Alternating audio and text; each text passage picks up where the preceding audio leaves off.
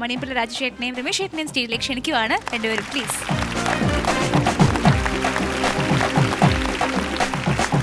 മറ്റൊരു എപ്പിസോഡ് കൂടി അവസാനിപ്പിക്കാൻ പോവുകയാണ്. പലപ്പോഴും നമ്മളുടെ സമ്പാദ്യങ്ങളുടെ കണക്ക് നമ്മളെടുത്താൽ ഇപ്പോൾ രാജേട്ടൻ 13 സിനിമകൾ നിർമ്മിച്ചു, 1-2 സിനിമകൾ പരാജയപ്പെട്ടു, ബാക്കിയുള്ള സിനിമകൾ ലാഭമാണ്. ഇതെല്ലാം നമുക്ക് അളക്കാവുന്ന അല്ലെങ്കിൽ ഒരു കണക്ക് നോക്കിയാൽ എടുക്കാവുന്ന ഉത്തരമുള്ള മനുഷ്യജീവിതത്തിലെ ലാഭങ്ങളാണ്. എന്നാൽ യഥാർത്ഥ സമ്പാദ്യത്തിലോട്ട് വരുമ്പം നല്ല സൗഹൃദങ്ങൾ ഉണ്ടാകുക എന്ന് പറയുന്നത് വലിയ ഭാഗ്യമാണ്.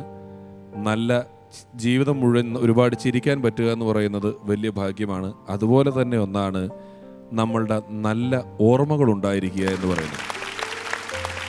അങ്ങനെ ചിന്തിക്കുമ്പോൾ ഏറ്റവും കൂടുതൽ സിനിമയുടെ നല്ലതും ചീത്തയുമായതും സിനിമയുടെ സാങ്കേതികമായ വളർച്ചകളിലുമെല്ലാം അതിനോടൊപ്പം യാത്ര ചെയ്തിട്ടുള്ള ഒരാളാണ് രാജേട്ടൻ. ഇവിടെ വരുന്ന ഓരോ മത്സരാർത്ഥിയും ആഗ്രഹിക്കുന്നതും എല്ലാം കലയിൽ അവർ ഉയരങ്ങളിലേക്ക് എത്തുക എന്ന് പറയുന്നത് തന്നെയാണ്. രാജേട്ടൻ അടയാർ ഇൻസ്റ്റിറ്റ്യൂട്ടിൽ പോയി ആദ്യം പഠിച്ചു സിനിമയിൽ എത്തുന്നതിന് വേണ്ടിയിട്ട്.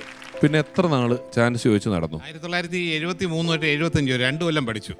പിന്നെ അടുത്ത 3 കൊല്ലം ചെറിയ ചെറിയ വേഷങ്ങളായിരുന്നു. പ്രേംനസീർ സാറ്, അടൂർ ബാസി, മരിച്ചുപോയ ജയൻ, അതിന് 130 പേര് ഇപ്പോൾ ജീവിച്ചിരിപ്പില്ല ആ കാലത്തുള്ളത്. അതുമല്ല, ഇപ്പൊ പ്രേംനസീർ സാറ്, അടൂർ ബാസി ചേട്ടൻ, ജയൻ എന്നൊക്കെ പറയുമ്പോൾ ഇവരുടെ എല്ലാം പേരുകൾ ഇതുപോലൊരു ചെറിയ പരിപാടിയിൽ ഇന്ന് പറയാൻ പറ്റുന്നത് രാജേട്ടൻ വന്നതുകൊണ്ടാണ്. 78 ചാമര എന്നൊരു സിനിമ കഴിഞ്ഞിട്ട് ഞാൻ നാട്ടിൽ പോയി. സ്ക്രീൻ പ്രിൻറ്റിങ് അങ്ങനെയൊക്കെയുള്ള ചെറിയ പരിപാടികളിലൊക്കെ ആയിട്ട് നിന്നപ്പോഴാണ് ബാലചന്ദ്രമേനോൻ വിളിച്ചിട്ട് 81 മണിയൻ പിള്ള അഥവാ മണിയൻ പിള്ള എന്നുള്ള ടൈറ്റിലുള്ള സിനിമ തരികയും പിന്നെ അവിടെ നിന്ന് ഇങ്ങോട്ട് എനിക്ക് തിരിഞ്ഞ് നോക്കേണ്ടി വന്നിട്ടില്ല. പിന്നെ അന്ന് 15-16 ദിവസം ഉണ്ടായി സിനിമ തീരുന്നത്. ഈ പറഞ്ഞ മാതിരി 7, 8, 10 ദിവസമൊക്കെ അഭിനയിക്കുമ്പം കിട്ടുന്നത് 100 രൂപയായിരിക്കും. അത് 5 ഇൻസ്റ്റാൾമെൻ്റ് ആയിരിക്കും. ചിലപ്പോൾ 50 രൂപയെ കിട്ടത്തുള്ളൂ. ശ്രീനിവാസൻ ഞാനൊക്കെ 50 രൂപയ്ക്ക്, വെറും 50 രൂപയ്ക്ക് 100 രൂപ തയ്ച്ച് കിട്ടാതെ അഭിനയിച്ച പടങ്ങളുണ്ട്.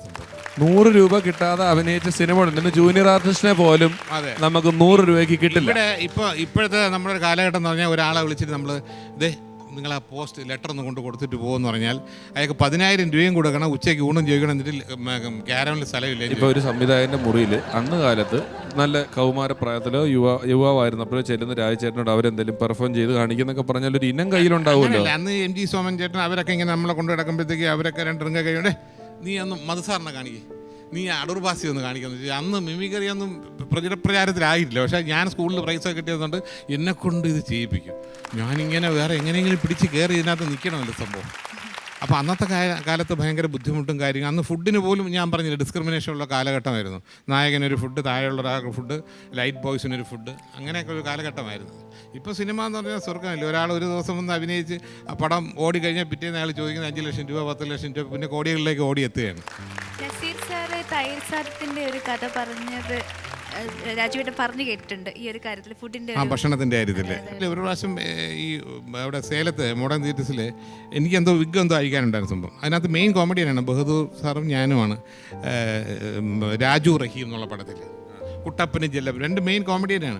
അപ്പോൾ ഞാൻ ഉച്ചയ്ക്ക് ഊണ് കഴിഞ്ഞപ്പോൾ ഈ നസീർ സാർ അവർക്കൊക്കെ ഉള്ളൂ ചിക്കനും കാര്യങ്ങളൊക്കെ. അത് കഴിഞ്ഞിട്ട് ഈ സെക്കൻഡ് ഗ്രേഡുള്ളവർക്ക് ഫുഡുണ്ട്. ഞാൻ ചെന്നിരുന്നപ്പം അതിനകത്ത് ഒന്നുമില്ല, ചോറുണ്ട്. പിന്നെ ഈ ബഹദൂർക്ക് കഴിച്ച പാത്രത്തിൻ്റെ ബാലൻസ് ഉണ്ടെന്നൊക്കെ ഞാൻ പറഞ്ഞു, എനിക്കതൊന്നും വേണ്ട, ഒരു ബ്രെഡ് വാങ്ങിച്ചുകൊണ്ട് വരാൻ പറഞ്ഞു. ചുറ്റും പറ്റൂലെന്ന് പറഞ്ഞു. ഞാൻ ഒന്നും കഴിച്ചില്ല. പിറ്റേ ദിവസം നസീർ സാർ ചോദിച്ചു എന്താണിത്. ഞാൻ സാർ ഞാൻ തിരുവനന്തപുരത്ത് നിന്ന് വരികയാണ് അഭിനയിക്കാനുള്ള അങ്ങേയറ്റത്തെ ആഗ്രഹത്തിൽ. അവിടെ 5 കല്യാണ മണ്ഡപങ്ങളുണ്ട്. തരക്കേടില്ലാത്തൊരു ഷർട്ട് ഉണ്ടെങ്കിൽ സദ്യ ഉണ്ടാകുന്നൊരു സ്ഥലത്ത് ഞാൻ വരുന്നത്. ഇവിടെ വന്നിട്ട് ഇങ്ങനെ എച്ചിലെന്നാൻ പറഞ്ഞു സാറെന്ന്. അപ്പം നസീർ സാർ പറഞ്ഞു ഇവരെന്താണ് ഇങ്ങനെ. ഞാൻ 100ാമത്തെ സിനിമയിൽ അഭിനയിക്കുമ്പോൾ എനിക്ക് രാത്രി ചോറ് കൊണ്ടുവച്ചു. ഞാൻ നോക്കിയപ്പോൾ അച്ചാറ് പോലും ഇല്ല, വെറും ചോറ്. ഞാൻ ഒന്നും മിണ്ടിയില്ല, കൂജയിൽ വെള്ളം കുടിച്ച് കിടന്നു. എന്ന് വെച്ച് കഴിഞ്ഞാൽ ഞാൻ 100ാമത്തെ പടത്തെ ഹീറോ ആയപ്പോൾ ഇതൊക്കെ അനുഭവിച്ചനാണ്ട. നീ ഇന്നലെ വന്നിട്ട് ഞാൻ ഒരു കാര്യം ചോദിച്ചോട്ടെ. സാറ് പറഞ്ഞു ഇപ്പം രമേശ് ചേട്ടൻ ആദ്യത്തെ ചിത്രം സംവിധാനം ചെയ്യുന്നത് വർഷങ്ങൾക്ക് മുൻപാണ്. ഇനി ഒരു ചിത്രം ഡയറക്റ്റ് ചെയ്യുമ്പം എന്നെ അറിയിക്കണം, ഞാൻ പ്രൊഡ്യൂസ് ചെയ്യും എന്നൊക്കെ പറഞ്ഞത്. അപ്പം അന്ന് അങ്ങനെ ഒരു ഓഫർ കൊടുക്കാനുള്ള കാരണം എന്താണ്? അദ്ദേഹത്തിൽ ആ ഒരു സംവിധാന മികവ് നേരത്തെ മനസ്സിലാക്കിയിട്ടാണോ, ഒരു പ്രതിഭ മനസ്സിലാക്കിയിട്ടാണോ? അതിൻ്റെ ഒരു റീസൺ ഉണ്ടായിരിക്കുമല്ലോ, എന്താണ്? അതിനകത്തൊരു ശാസ്ത്രമുണ്ട്. ഈ ചോറ് വെന്തോന്ന് അറിയാൻ ഒരു പറ്റ് പിതുക്കി നോക്കിയാൽ മതി, എല്ലാ പറ്റും ഇങ്ങനെ പിതുക്കി നോക്കേണ്ട കാര്യമില്ല. അപ്പോൾ പിഷാരടിയായിട്ട് അതുപോലെയുള്ള അടുപ്പം കാര്യങ്ങൾ. അപ്പോൾ ഞാൻ പറഞ്ഞു നിങ്ങൾക്കൊരു പടം ഡയറക്റ്റ് ചെയ്തോടും ചോദിച്ചു.